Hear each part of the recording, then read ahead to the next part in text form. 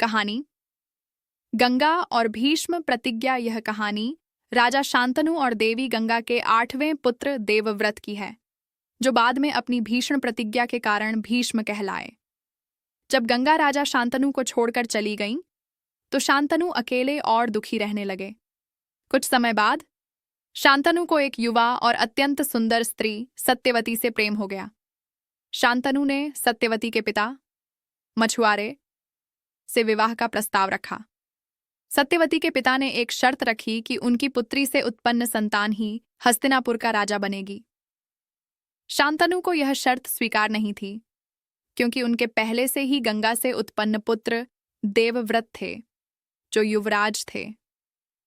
शांतनु इस दुविधा में उदास रहने लगे।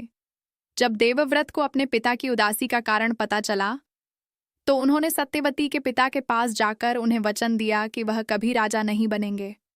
लेकिन मछुआरे को अभी भी एक संदेह था। उन्होंने कहा कि यदि देवव्रत का पुत्र होता है, तो वह सिंहासन का उत्तराधिकारी बन सकता है।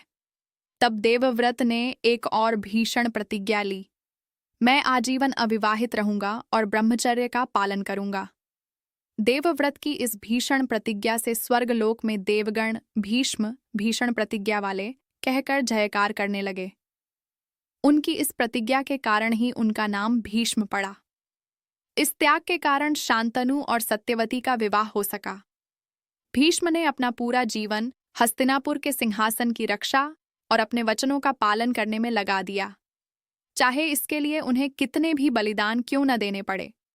यह कहानी त्याग, कर्तव्यनिष्ठा और वचनबद्धता की सर्वोच्च मिसाल है।